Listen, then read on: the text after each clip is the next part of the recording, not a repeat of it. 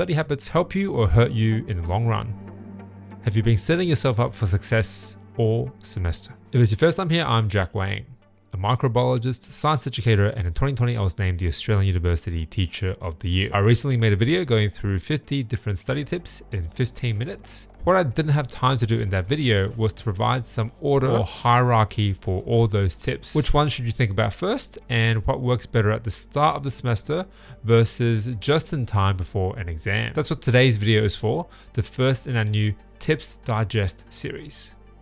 Episode 1 deconstructs study tips on note-taking in a bit more detail. The first thing to get out of the way is that whether it be right now before your exam or at the start of the semester, rereading anything, your lecture slides, textbooks, or notes, is not effective. It's too passive and can give you a false sense of security. Of course, you need to have read it at least once, but rereading something 10 times doesn't mean it's sunk into your long-term memory. Whatever study strategy you go with, writing, drawing, reconceptualizing, you should consider how active you are at each stage of the process. The same applies to rewatching or re-listening. Just don't. Unless you've not attended a single class all semester, in which case, yikes. Rewatching or re-listening is a huge time sink, and it's simply too passive in the short time you have for it to lead to long-term memory, let alone understanding or applying the information in an exam question. One of the most active things you can do for your learning at any point in the semester is to take notes, but there are a few different ways of doing so.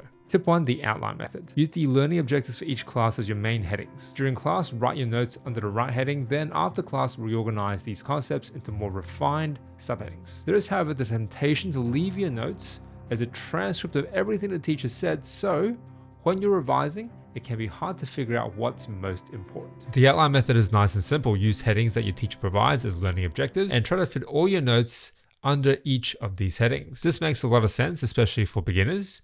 You don't know what's important yet, so the teacher must have given you the headings for a reason. My issue with this outline method is that it tends to generate an enormous amount of text. Every fact seems just as important as another fact, and you're back to passively rereading all over again. This method works best if you already know a little bit about the topic, so you can process what the teacher is saying and decide what's important or not, taking out only the most important points live first time around.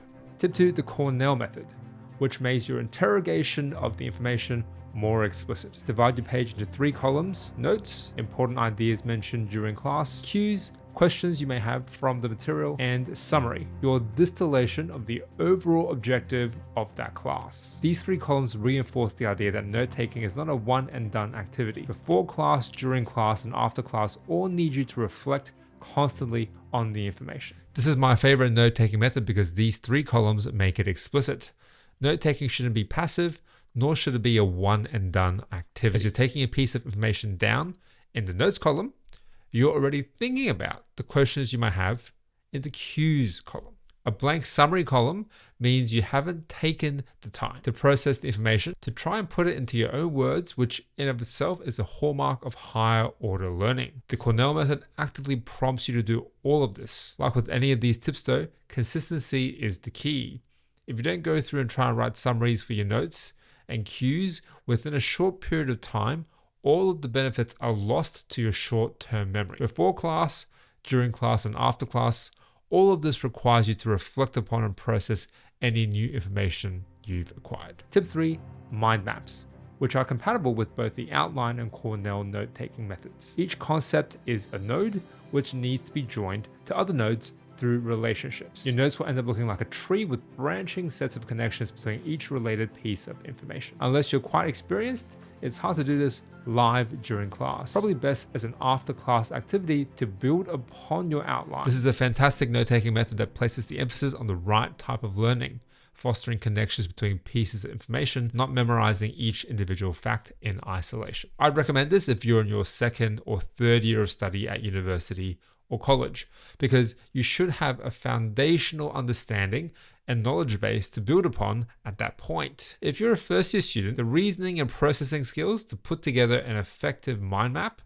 during class the first time around you hear the information, it's probably not quite there for you just yet. It doesn't mean you shouldn't try it at all, but maybe as an after-class activity, maybe when trying to fill out your summary column using the Cornell method after class. Tip 4, speed is everything. You want to develop shorthand and abbreviations for common terms so that it's quicker to write and easier to read. Use the first few letters of the word, for example, or remove vowels. Make use of common symbols and abbreviations. Tip 5, but speed is almost everything. Mix and match longhand and shorthand note taking and try to avoid specialized boutique symbols that only you know about in that moment, because odds are you'll forget what they are come crunch time. Not much to comment on these tips, makes a lot of sense overall. If you're typing out your notes, you could take this one step further and use keyboard shortcuts for certain words or phrases. Tip 6, the power of PowerPoint. Slides are mostly filled with text that professors have written themselves, so take us at our word. Don't rewrite everything, but instead annotate, underline, and draw arrows under the existing text during class. And then you can focus more on listening and processing the information rather than just transcribing on the day. Tip 7, not quite gospel. Don't try to transcribe everything the lecturer says or watch lecture recordings 100 times, because if you do this, you're still trying to passively absorb the information without processing it. These two tips are complementary to each other.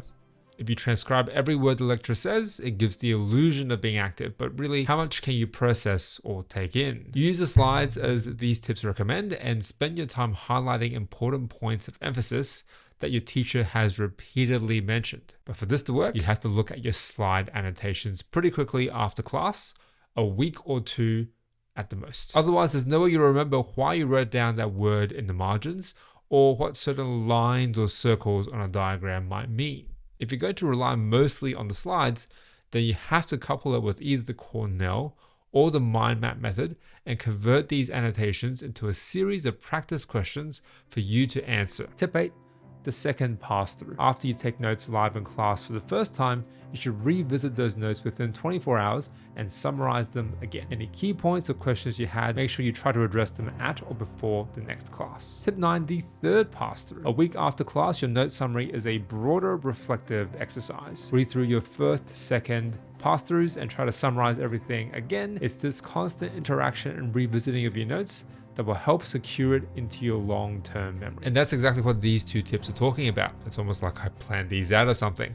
Your notes are not a static thing that you create, make all pretty, and put on your bookshelf, never to look at again. They need to be messy, a living and breathing entity that evolves as your understanding changes. Go back to them time and again and build a habit of multiple pass-throughs for each topic. Is it too little, too late to be thinking about this come exam time? No, and I think there's danger in that idea that if you don't already have the perfect set of notes during the semester, you're out of luck at the end of the semester come exam time. There is no perfect set of notes. You need to be constantly tearing down and rebuilding your understanding of concepts to be able to apply your understanding towards higher order learning. Don't just reread your old notes. Write new ones, new questions, new summaries, new diagrams, new mind maps, again and again and again. Tip 10, pick your poison. Handwritten or typed notes. Handwriting tends to be more selective and you're processing as you're writing because your hands get tired writing things out by hand. Typing tends to be a little less effort and more mindless, so